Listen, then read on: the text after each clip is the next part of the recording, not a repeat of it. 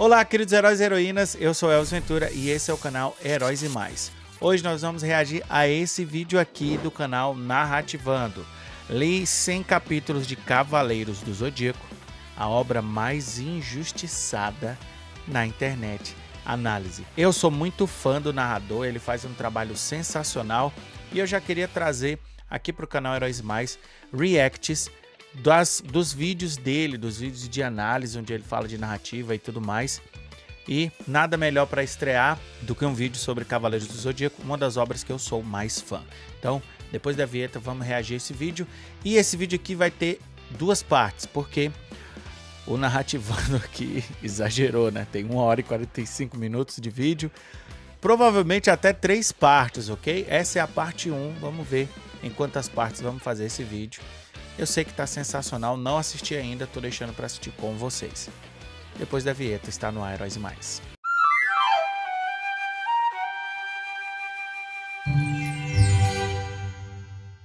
Cavaleiros do Zodíaco é cheio de furo de roteiro, o Seiya tira poder da bunda, a obra vazia, o Kurumada não sabe desenhar, não sabe escrever e é o maior inimigo da franquia.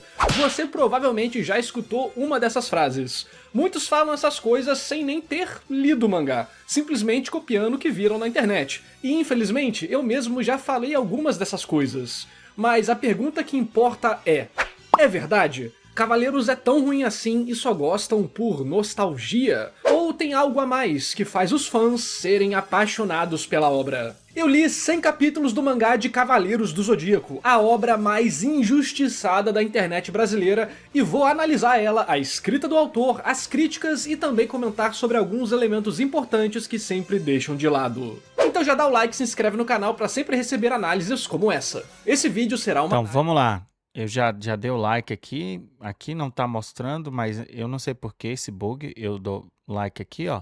A gente é inscrito, tô com o perfil do Heróis e Mais, eu também sou inscrito no meu perfil pessoal, mas quando vem aqui não tem um like.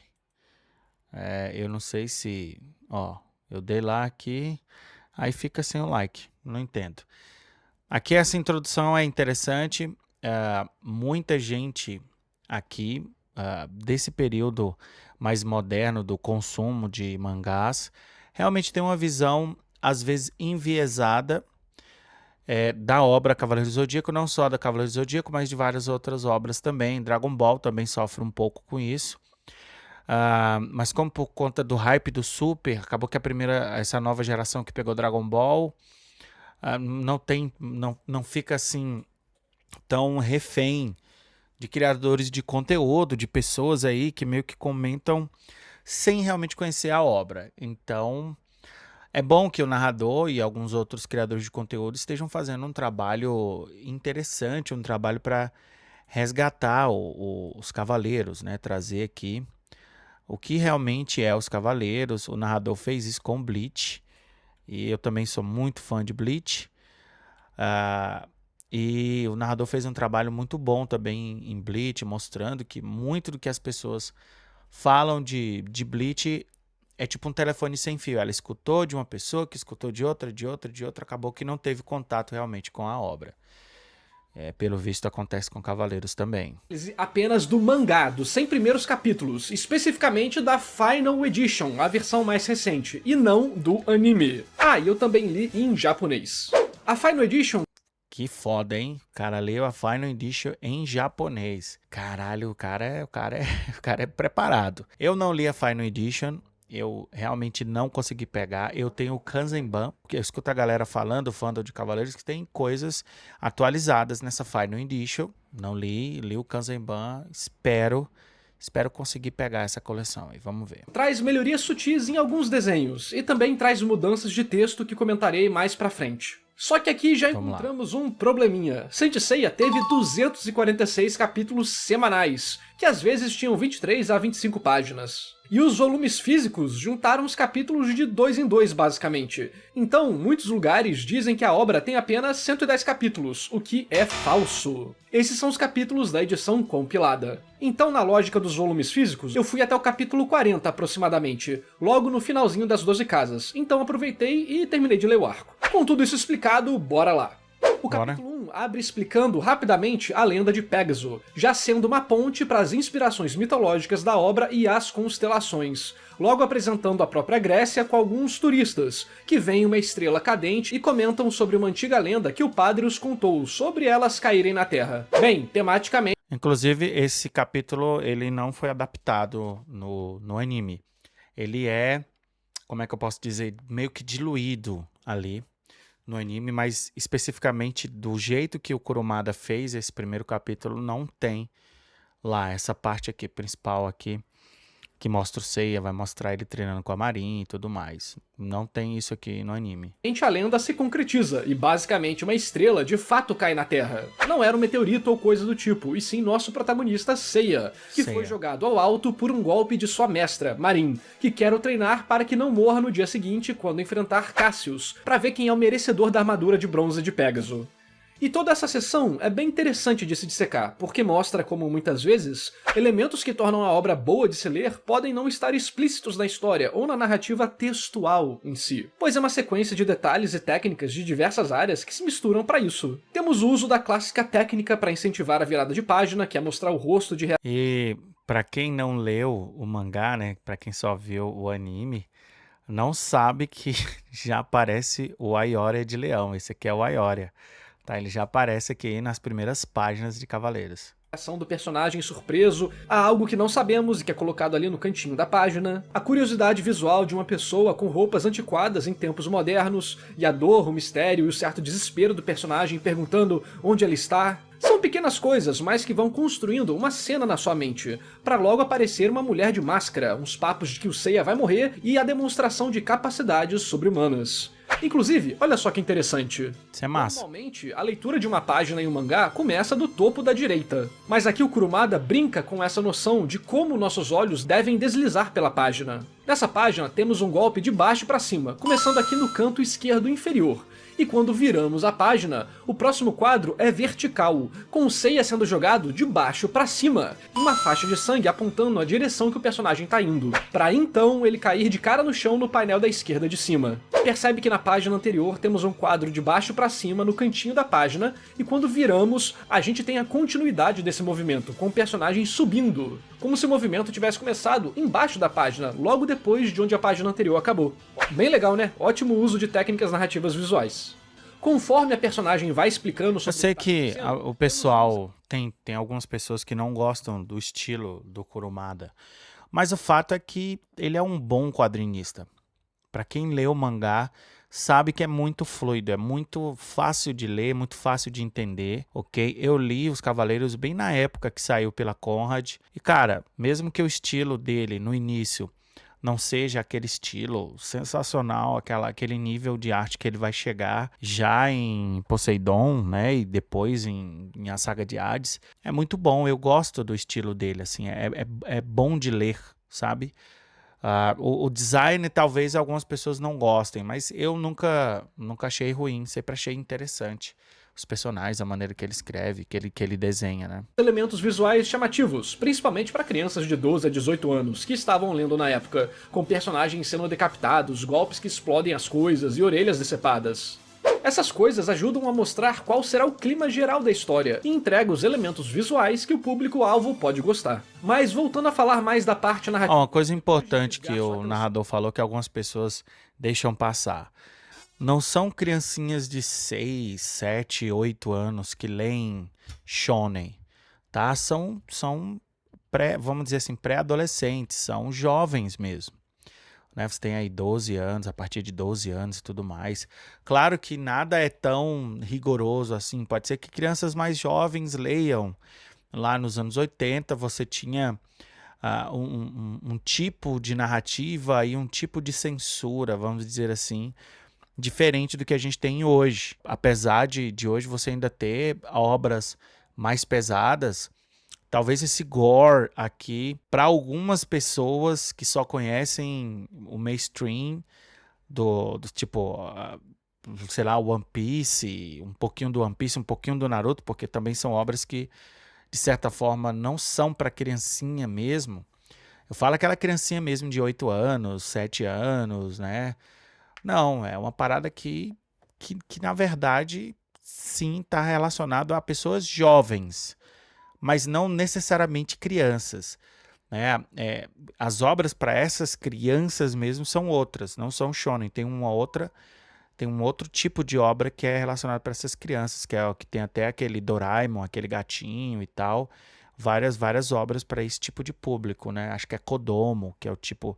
Tem o Shonen e tem o Kodomo. Eu não lembro ao certo, mas acho que é mais ou menos por aí. São com coisas mais intensas, temos uma sessão de exposição sobre o que é esse mundo e seu chamariz principal, os cavaleiros em si. E vamos para a disputa de Cassius e Seiya pela armadura, com a vitória de Seiya, com um macetinho ali para parecer que ele se ferrou, mas que na verdade foi ele que se deu bem ali na parte da orelha. Uma coisa que é relativamente clássica de mangás da época. Aqui temos uma página que poderia ser muito bem o fim de um primeiro capítulo, mas eu não sei se foi porque eles juntam os capítulos, mudam as coisas, aí me deixa meio confuso.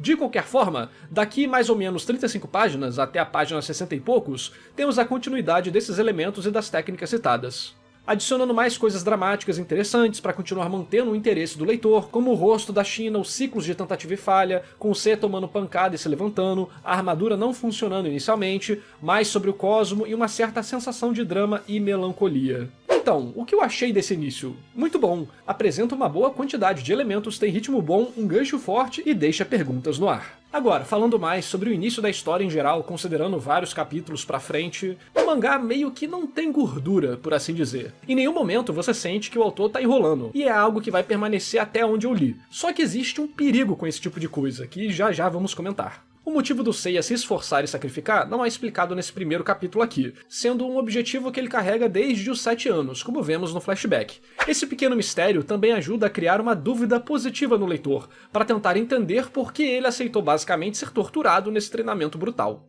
Outra coisa muito interessante de se notar é o uso dos poderes, que são desenhados misturando o que é uma realidade naquele mundo e também o que é uma abstração artística do que aquele golpe significa. Sabe, quando aparece a constelação atrás, ou um animal, coisas assim.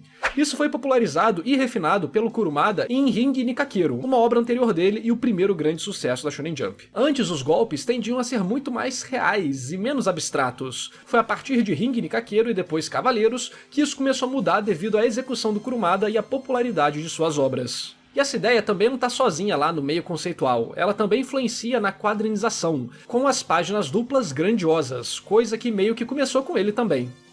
Essa estética toda foi muito inspirada em mangás shoujos. Eu não conheço as outras obras do Kurumada, eu não li, eu conheço de ouvir falar, mas não li.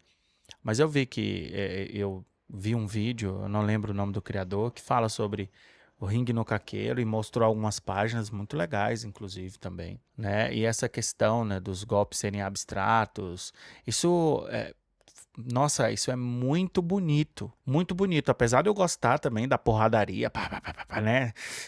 Igual tem no próprio Dragon Ball também, essa questão da abstração é muito massa, cara, sabe? Essa ideia artística mesmo. E eu acho que combina demais com Cavaleiros do Zodíaco, que apesar de ter muita gente que critique, eu gosto demais, acho um elemento sensacional e é um diferencial mesmo para Cavaleiros. Muito mais páginas focadas em serem contemplativas do que efetivamente fazerem sentido ou serem reais, focando muito mais no simbolismo. Outra coisa que acaba vindo muito disso são os olhos dos personagens. O autor disse que esse é seu elemento artístico principal.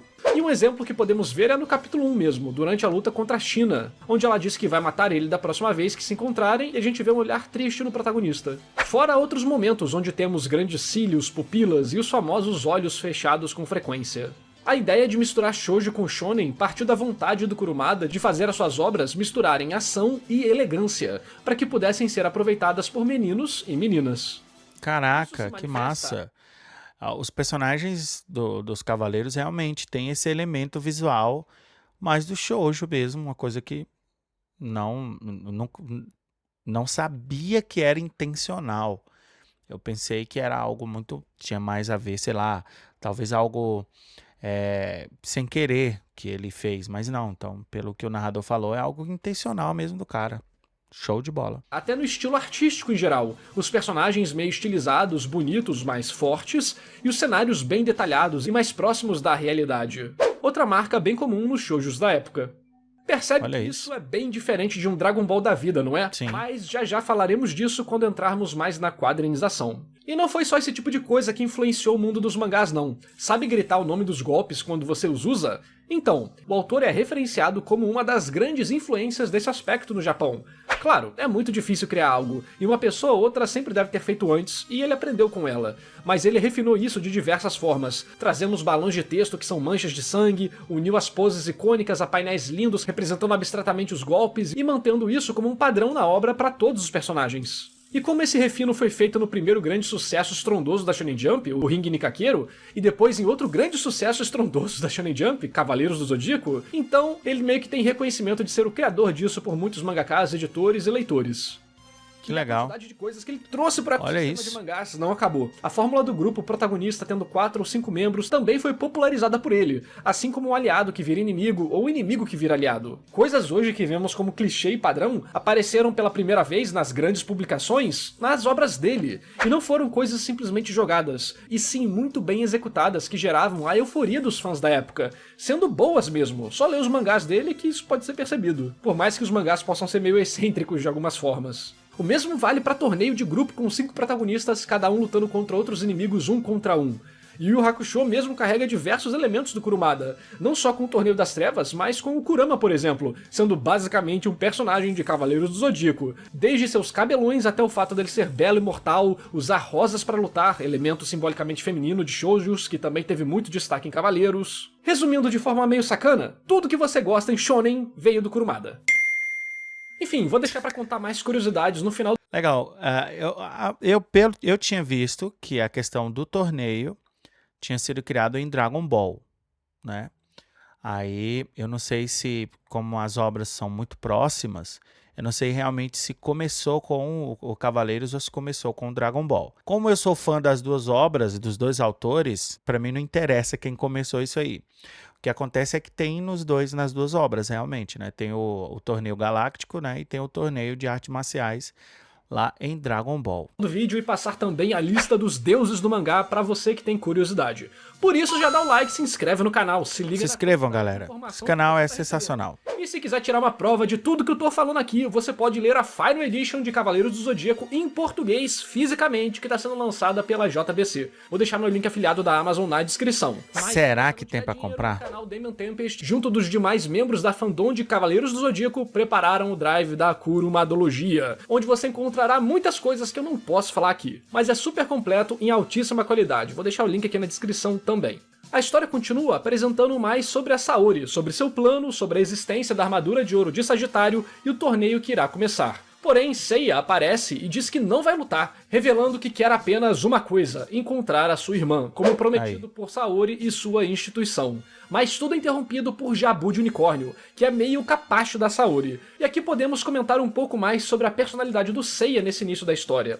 Ele é revoltado, desrespeitoso com quem ele julga ser ruim, dá umas tiradas em umas pessoas, falando que o Jabu sempre foi cachorrinho da Saori, por exemplo.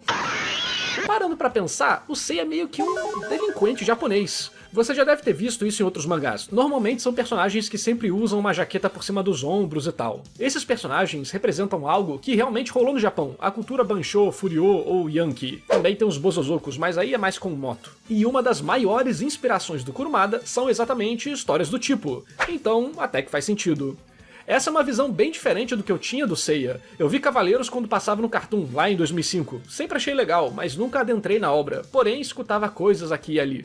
E minha percepção do personagem era famosa, ele é um personagem vazio, cheio de protagonismo. Mas pelo menos nesse início da história, ele tem... Pois é, cara, assim, eu não sei o que a galera... Por que a galera fala isso, né? Como é que chega a esse tipo de comentário acerca do personagem? O Seiya sempre teve muita personalidade. Sempre foi um personagem que tinha um foco, sempre foi um personagem que tem um arco muito fácil, muito fácil de se reconhecer, né? Ele treinou para ser cavaleiro, para conseguir recuperar a irmã, para conseguir encontrar a irmã, e acaba que ele é predestinado, né? Mais na frente, né? A gente vai entender isso, mas desde o início dá para você perceber. O anime também fez um bom trabalho mostrando, né, a justificativa do personagem. E no mangá ele inclusive é mais turrão, não só ele. Todos os outros cavaleiros também são mais turrões. não sei se turrão é a palavra certa, mas são mais objetivos, eles entendem mais do que está acontecendo e tal. Tem o lance também que foi tirado do anime, que é o fato deles serem irmãos. Talvez o narrador fale sobre isso aí. Uma personalidade bem definida. Vamos ver o que vai acontecer. Outra personagem que eu tinha uma visão totalmente errada era a Saori. Na minha cabeça ela era basicamente uma princesa perfeita, nobre e tudo mais, sendo uma junção de memórias antigas com o que eu via sendo falado por aí também. Mas a realidade é bem o contrário. Como vemos tanto no presente durante esses arcos iniciais, quanto nos flashbacks, ela é extremamente escrota. Aos 6 anos, ela tratava todas as 100 crianças como escravos dela, mandando eles serem cavalinhos e dando chibatadas neles durante as brincadeiras. E ao final da sua... Então,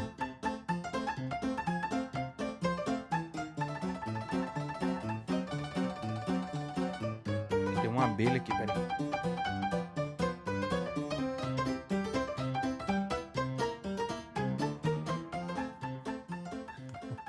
Foi mal, galera, porque eu sou alérgico à abelha. Eu vi uma abelha aqui. Mas assim, a Saori, isso aqui que ele tá falando, também foi mostrado no anime, tá? A Saori, ela era meio assim, meio escrota, no começo mimada. Foi criada até de maneira, vamos dizer assim, mal criada pelo Kurumada, porque o Kurumada era milionário e tal. E isso aqui é mostrado também no anime. Só que a diferença do anime pro mangá é que a Saori, no mangá, ela já sabe que é deusa, ela já. Toda essa questão ali do torneio, ela tá fazendo por um motivo já e tudo mais. Há uma diferença no tipo, no conhecimento da Saori quando ela é apresentada pra gente lá no anime, né? Fica uma coisa, é mais alongado, vamos dizer assim, ela se aperceber como Athena é diferente no anime. Aqui no mangá, ela já, desde esse momento aí, ela já sabe quem é. diversão, o garoto era chutado pro lado, com as mãos e joelhos sangrando por ter que agir como um cavalinho igual ela queria. E quando eles se recusam a brincar com ela, como o caso do Seiya, ela mete a porrada. Eles, a ponto de sair sangue mesmo. Bizarro, mas interessante. Torna toda a situação mais complexa. Para pra perceber. O santuário basicamente é um campo de tortura, onde pessoas como Cassius, que têm prazer em matar outros soldados, podem alcançar patentes altas. O local tem regras bizarras, se saiu de lá sem autorização é pena de morte e tal. Já o Instituto Grade pegou 100 crianças e enviou eles para fazerem esses treinos brutais, onde a maioria delas morreu de forma agoniante. E antes disso, viveram uma vida de abusos na mão da Saori e do Tatsumi, um adulto que dava soco em criança, fazia tortura psicológica, aterrorizando eles com frases sinistras e coisas do tipo. Aí eu te pergunto, de que lado que eu devia estar na história? Bem, do Seiya, né? Vemos até como ele foi separado da irmã à força, segurado por adultos, sequestrando enquanto chorava desoladamente e via sua irmã ficando para trás. Isso estabelece bem o motivo do personagem fazer tudo o que fará durante um bom tempo, sendo uma baita técnica de empatia em conjunto com as demais, feita de forma bem dramática e eficiente. Mas vamos ver se vai durar até o final da obra ou até o final desse arco. E não acaba por aí. Depois de vermos isso, as alças da armadura que ele carregava são cortadas pelos golpes atrasados do Jabu, o que gera um movimento legal nas páginas e permite um momento onde ficamos animados com o poder. Essa parte é massa, tanto no anime quanto no mangá. E explode a parede, com todos ficando em choque. Um tipo de cena clássica dos mangás e animes. Meio estranho um autor que teve 2 sucessos colossais na Shonen Jump que moldaram como consumimos a mídia hoje em dia ser considerado um cara que não sabe nem desenhar, nem escrever e tudo mais.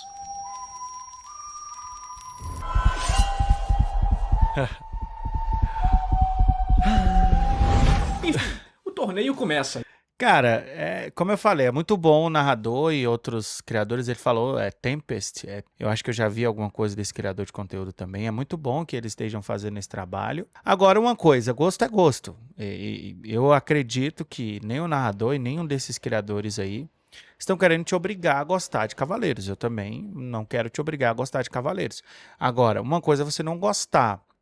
Outra coisa é você dizer que é mal feito. Eu não gosto porque é mal feito. Eu não gosto porque é mal escrito. Então você realmente não conhece a obra. Você tem que gostar pelos motivos certos. Eu não gosto porque não é o tipo de obra que eu dou valor, não é o tipo de personagem, não é o tipo de batalha, não é o estilo gráfico. Aí sim, aí beleza. Ou não gosto porque simplesmente bati o olho e não fui com a cara. Também tem isso, né? Não consigo dar uma colher de chá, não consigo dar uma chance para ler de fato. É normal também, super justo. O entretenimento é pessoal, completamente pessoal. O próprio narrador fala sobre isso.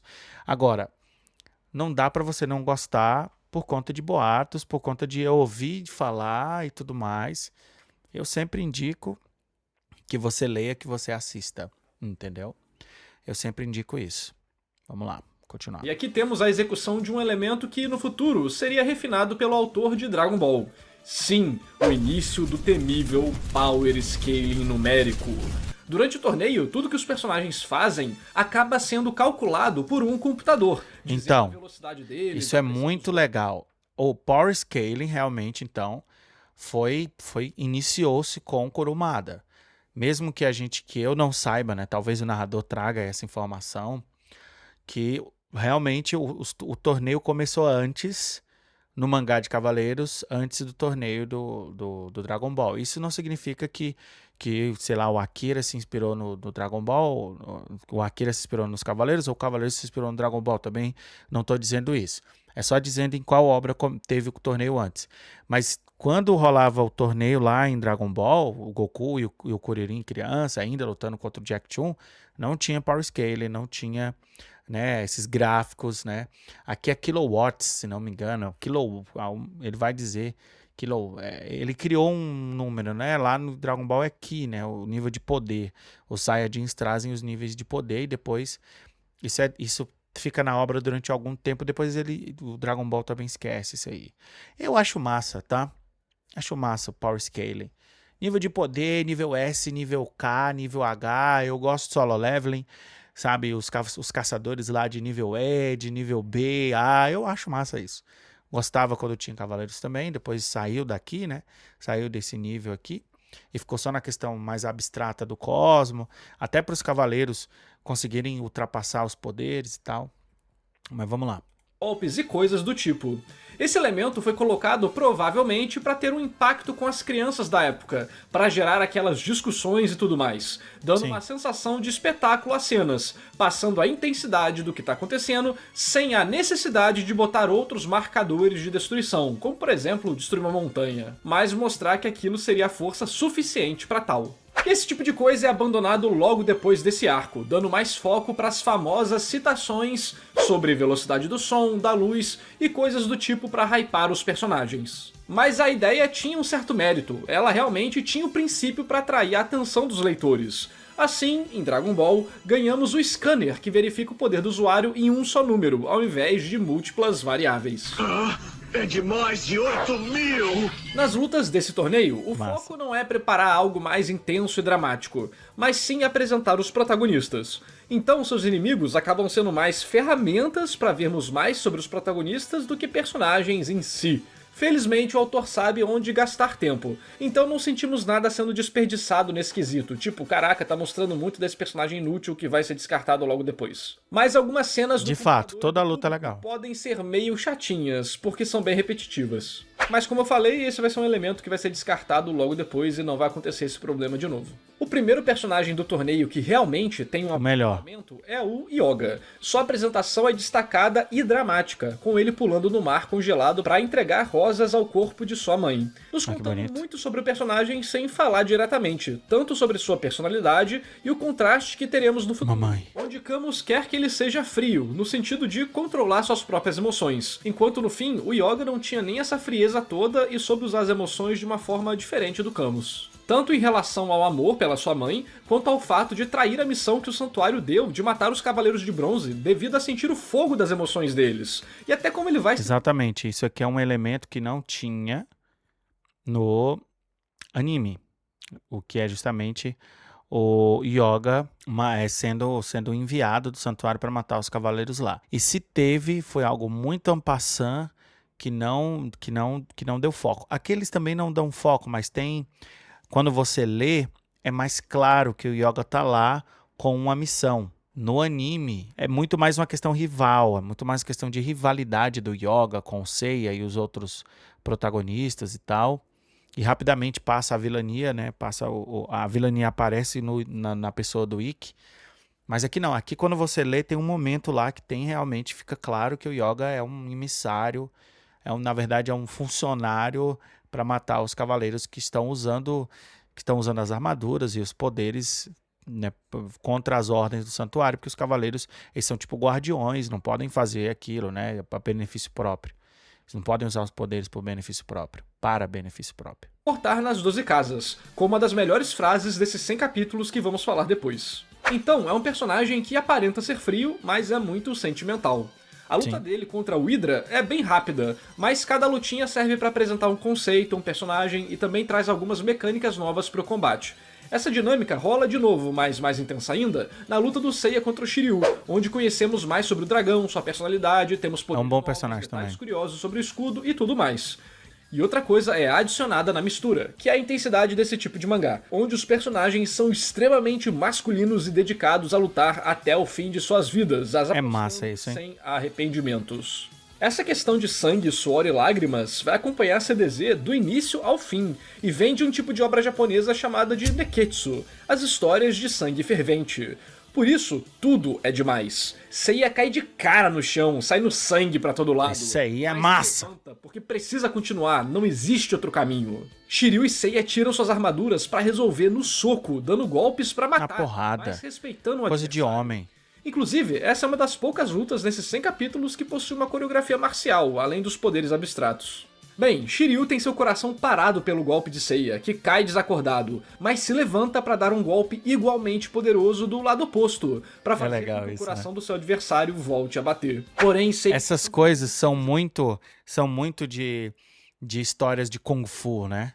Ai, você só pode voltar pelo golpe do homem que o matou e tal, e tem que ser do outro lado, e tem o Yoga aparece e fala assim, dê 2 passos para trás, senão você vai matar o dragão, vai perfurar o peito dele.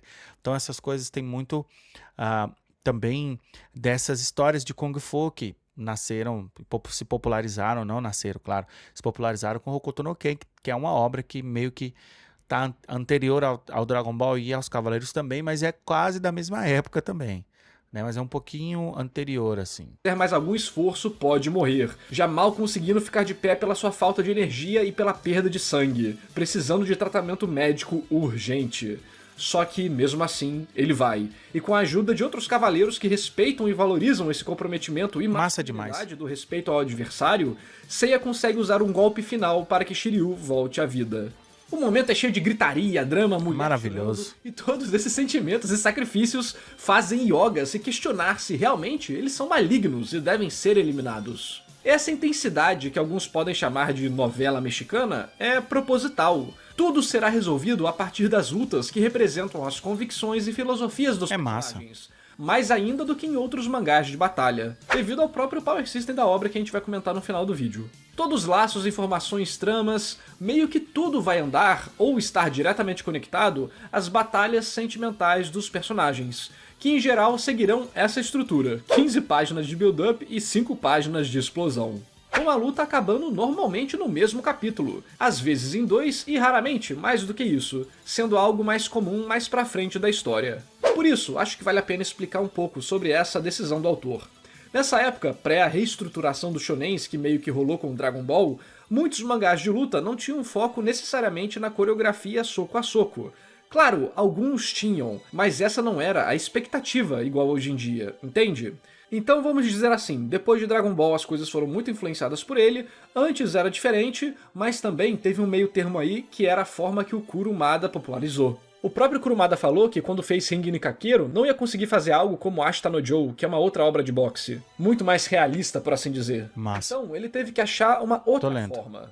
Essas 15 páginas de build-up muitas vezes são argumentos e discussões do personagem, para então, em 5 páginas, eles lançarem seus poderes e algum deles vencer, de acordo com as suas convicções. Esse elemento, na verdade, hoje em dia é usado por muitos animes e mangás, e a gente pode dizer que o Kurumada meio que criou ou popularizou e refinou ele. Às vezes, durante as discussões, temos até um golpe ou outro, mas fica clara a diferença de execução entre mangás que focam na coreografia, soco a soco, e os que não focam, como Cavaleiros do Zodíaco. Então depende muito do seu gosto pessoal o tipo de abordagem que você vai preferir. Também podemos mencionar a forma do consumo da revista na época, onde as experiências autocontidas eram recebidas de uma forma diferente de hoje em dia. E o Kurumada acabou se encaixando muito bem nisso. temos a situação do capítulo, que é solucionada nele, e no próximo uma outra situação com uma outra loucura, e por aí vai. Você ler e se entreter no momento era mais importante do que a história ter uma mega coesão lógica ou uma grande trama complexa. Claro, podia ter, mas o foco pro Kurumada e para muitos outros mangakás era o agora, coisa que existe ainda hoje em dia. Outra coisa que vale ser dita é que o Kurumada já teve obras mais lentas. Por exemplo, Ring Nikakero, que foi o primeiro sucesso colossal da Shonen Jump, tinha um início muito mais lento e quase foi cancelado. Essa experiência e a de outros mangás que ele escreveu antes de Cavaleiros fizeram com que ele apostasse todas suas fichas nessa velocidade extrema, que ao mesmo tempo que torna a leitura super divertida, pode diminuir a... Só um momento, galera, peraí.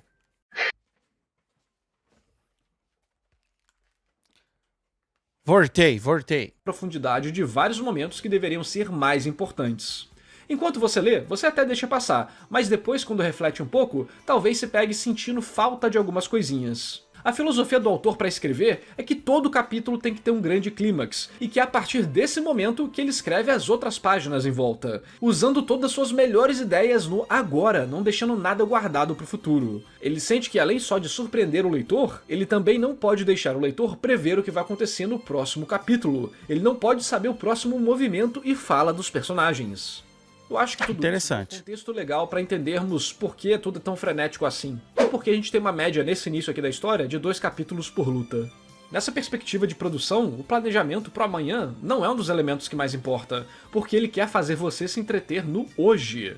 Apesar de ser uma abordagem interessante, ela abre espaço para muitos problemas para quem gosta de debater a obra a fundo em questão de furos de roteiro, retcons e coisas do tipo.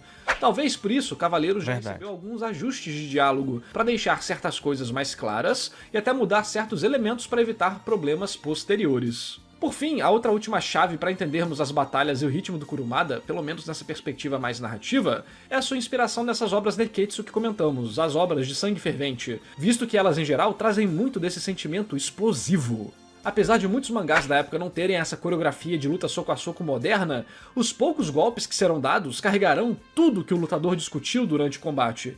E esse elemento também será bem teatral, por assim dizer, exagerado, não necessariamente sendo construído logicamente e nem psicologicamente dentro da trama, com muitas camadas de pensamento e sei que lá. Nós dois temos camadas! E essa dinâmica no mangá de Cavaleiros, nesse início, não fica repetitiva, pois em cada capítulo algo imprevisível acontece, e o tempo gasto neles é rápido. Perceba como as lutas no torneio começam simples, com o Seiya e o Urso, depois ganha mais profundidade com Yoga e Hydra, aí temos a explosão emotiva de Seiya e Shiryu, aí sobra Andrômeda e Jabu, só que como essa luta pode ser mais legal do que a anterior? Jabu já é conhecido por nós, mas pouco ainda. Trazer o Shun Fênix. de Andrômeda participou rapidamente na hora de ajudar o Shiryu. Precisamos de algo muito intenso entre esses dois, senão os leitores sentiriam que as coisas ficaram chatas. Bem, temos uma leve reviravolta do Shun destruindo o Jabu e sua arrogância, legal. o que é sempre bem-vindo, mas o que torna o capítulo mais interessante é a chegada de Ikki para roubar a armadura de ouro, parando o torneio no meio. Com certeza esse momento foi inspiração para muitos arcos de torneio que são interrompidos também. E para deixar tudo mais dramático ainda, ele é o irmão do Shun, conectando tudo narrativamente. Agora, precisamos falar desse tal ritmo acelerado. O irmão conhecido, porque até então não tem o plot twist de todos serem meios irmãos, filhos do Mitsumasa Kido. E aqui o motivo, aqui no mangá, o motivo do Ikki é justamente esse, a vingança contra o seu pai, que até naquele momento se mostrava um desgraçado, um monstro, que fez 100 filhos aí, em 100 mulheres diferentes, pegou essas crianças e jogou no mundo para tentarem ser cavaleiros, né? O próprio narrador falou, né? Que é uma coisa cruel demais, né? E esse é um dos motivos do Ikki aqui no mangá. Tem algo importante acontecendo, e isso é uma faca de 2 gumes. Ao mesmo tempo que torna a leitura super fluida e direta, às vezes os acontecimentos podem perder o peso ou se embolar na sua mente, visto que não existem tantos marcadores de divisão de momentos relevantes, ou contrastes entre momentos rápidos e lentos, tanto no roteiro quanto na quadrinização. O que nos ajuda a nos prepararmos melhor para as próximas etapas e processar os acontecimentos em nossas mentes. Isso demanda muita habilidade, e eu posso dizer com tranquilidade que nesses 100 capítulos, basicamente o autor consegue manter o controle na maioria esmagadora das vezes. É só Sim, você não querer algo verdade. que não é a proposta da série, porque se você quiser muita coreografia de luta soco a soco e diálogos psicológicos mais pesados, você vai ficar frustrado, pelo menos nessa parte da história. Tudo aqui vai ser É. muito mais simbólico e ao mesmo tempo explosivo. Aqui vale comentar um momento que eu acho que é mais complicadinho, independente das intenções do autor.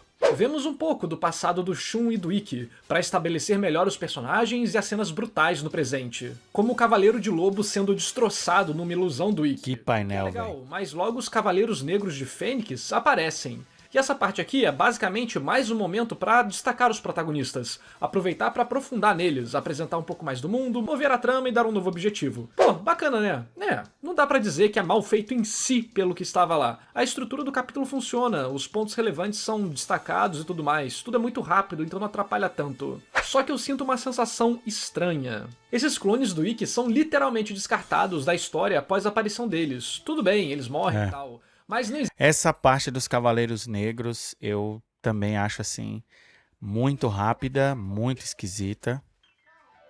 Oi. Presente pra mim?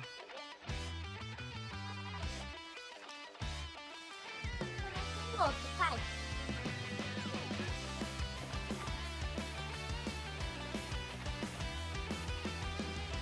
Sério? Sério? Sério que eu ganhei uma sandália?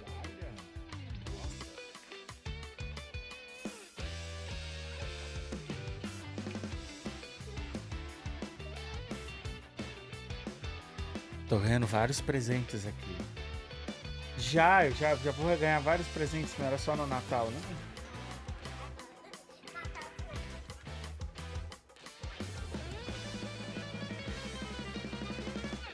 Adorei, olha isso, cara.